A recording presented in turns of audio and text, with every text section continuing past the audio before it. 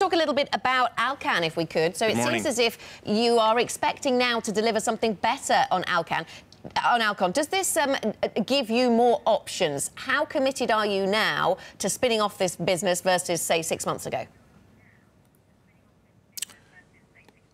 Well, I was really pleased to see the turn on Alcon. So in the second quarter, it grew 3%. But the best part was that it wasn't just the vision care business, which is the contact lens business, but also the surgical side of the business, which is cataract surgery and intraocular lenses. They were also up. And so, you know, we never said that we could predict which quarter we were going to start to see this kind of growth. But if you look at the business, we're getting some good momentum back. And, you know, at the beginning of the year, I said that we're going to undergo a review of the Alcon business, everywhere from keeping the business to a capital markets exit.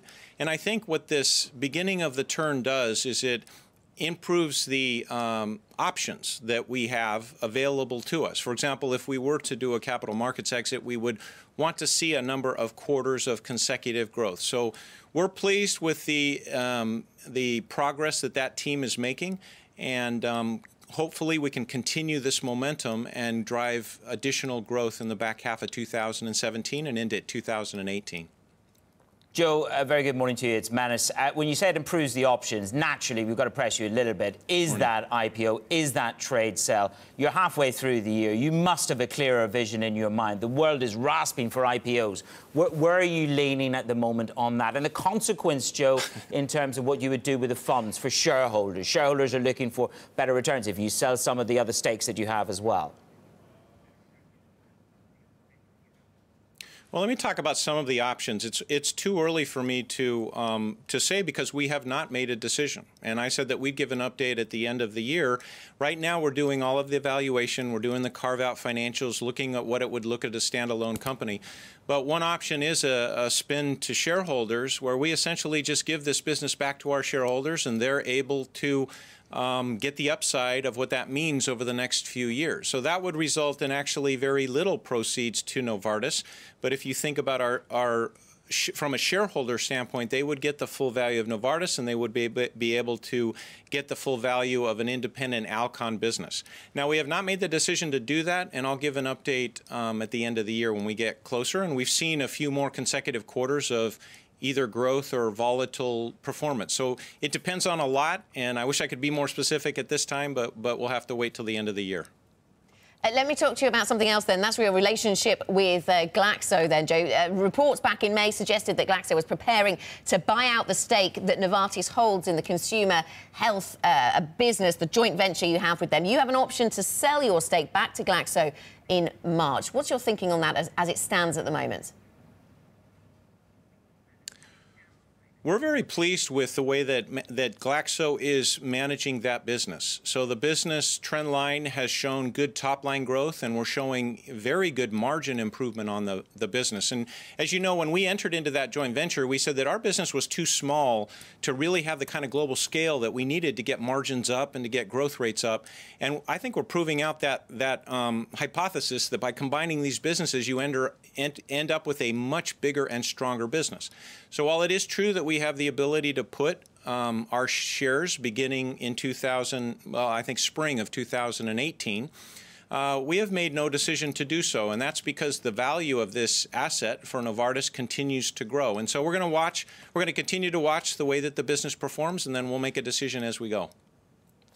Joe, perfect timing for you to join Anna and myself. Obamacare, the replacement of Obamacare, looks as if it's absolutely dead in the water at the moment. Your take on that, the consequence of that, what's going through your mind as you read this story this morning, naturally on your Bloomberg? Well, it's unfortunate that that there wasn't the ability to progress the repeal and replace. You know, at Novartis and, in fact, the entire industry, what we're all about is ensuring that patients have access to medicines, innovative new medicines in the U.S. And we want to make sure that as many people have as much access to those medicines as they can. And so I can't predict what's going to happen in the U.S. You know, I read the reports just as you did this morning. It's a volatile situation. We're going to watch how it progresses, but we're going to stay very focused on advocating for the patient and ensuring that that patient has access to these new innovative medicines that are coming from these pharmaceutical companies that are extending life. And that's really where we're focused. And Joe, what signals are you getting on drug pricing in the United States? It was something that President Trump was, of course, very vocal about during the campaign. More recently, it seems that there have been reports that an executive order could ease the regulatory burden, and things seem to have shifted. Are you more hopeful than perhaps you were when President Trump was elected around drug pricing? Well, I think it's too early to say, right? We're going to watch and see what comes out with the executive order. What we have been advocating for is a shift away from a transactional approach where we're getting paid by the pill, let's say, to an outcomes-based approach where we get paid for the results that our drugs deliver. We think this can reduce a tremendous amount of waste in the system, yet there are a lot of regulatory hurdles that prevent us from entering into those kinds of contracts with payers. And so we've been advocating for that shift from transaction to value-based, not just in pharmaceuticals, but also in hospitalization and physician care, because that's what we think fundamentally needs to happen in the U.S. for the sustainability of the healthcare system to be solid in the future. So we're going